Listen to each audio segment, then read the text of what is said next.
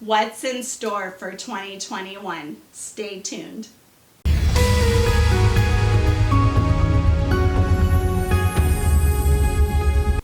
Hi there, thanks for watching this week's video. It's Shirley with Shirley's Real Estate Group, John L. Scott, and this is the BS Real Estate Show, buying and selling real estate, that is. Wow, what a December. This was the busiest holiday season I've ever seen. I hope you had a great holiday season with friends and family. I think most of us are really happy that 2020 is in the rearview mirror now. I would love to hear about your 2021 goals. Comment below or email me. This past year, I clipped a few slides here just to remind you where we came from. Talking about all of the reasons it wasn't 2008 all over again, from appreciation to inventory to equity, all the things that we know about the real estate market that helped counter all of the news that was out there. You'll remember this slide right here where we talked about home price change during the last 5 recessions and how recession doesn't equal housing crisis. And everybody remembers the housing crisis of 2008, where homes lost almost 20% of value. And yet we look at prior recessions, we see it's just not the case.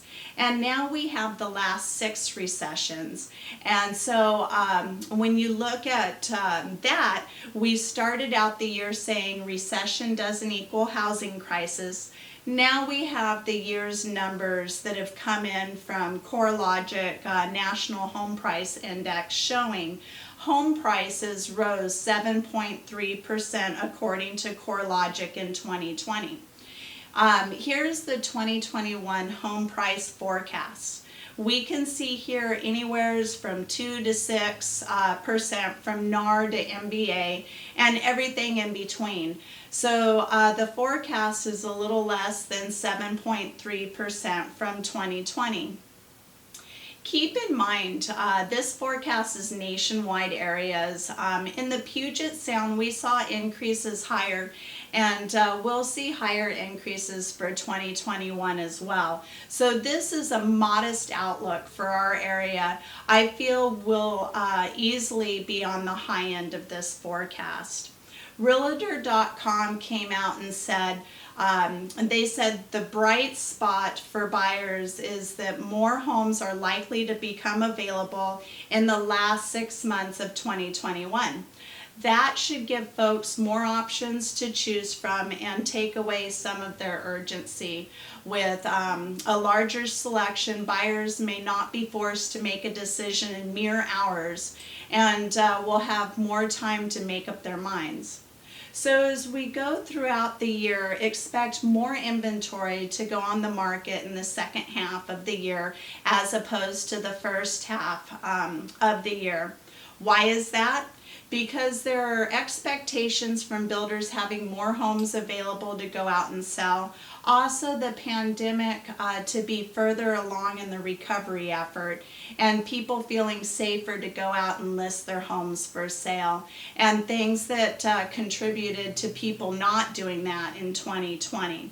The other thing is the reality of where we stand today is the Treasury rates have been moving up since the election according to the MBA, but mortgage rates have kept going down. So that's because the federal government is pinning down mortgage rates by all of their actions they're taking in the secondary bond market. Mike goes on to say we're going to start to see mortgage rates drift with the Treasury rates as opposed to moving in the opposite direction. Here's the calculation based on where interest rates are today and where they're and with appreciation and interest rates a year from now where they could potentially be.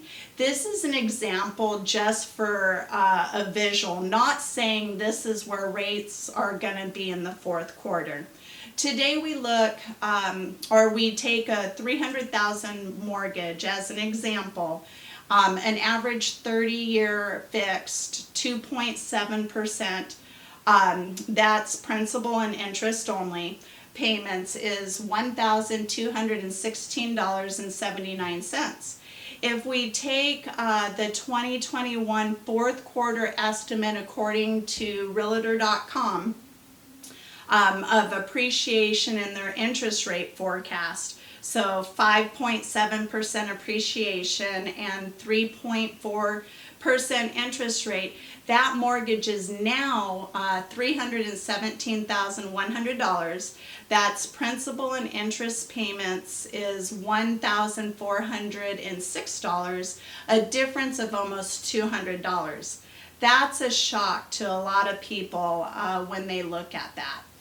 I'll wrap up this with this quote from Jessica Etnar. She says this: "I do believe that the American dream of homeownership is very strong. It's very much alive from all of the survey data that I've seen. If you're not a homeowner, you want to be one in the future, whether it's a short-term or a long-term goal." Well, that's what I have for you this week. If there's a topic you'd like to hear about or an idea you have for a future video, please let me know. If you like the content, don't forget to smash the subscribe button so you get future videos. Well, that's a wrap, and I'll see you in the next video.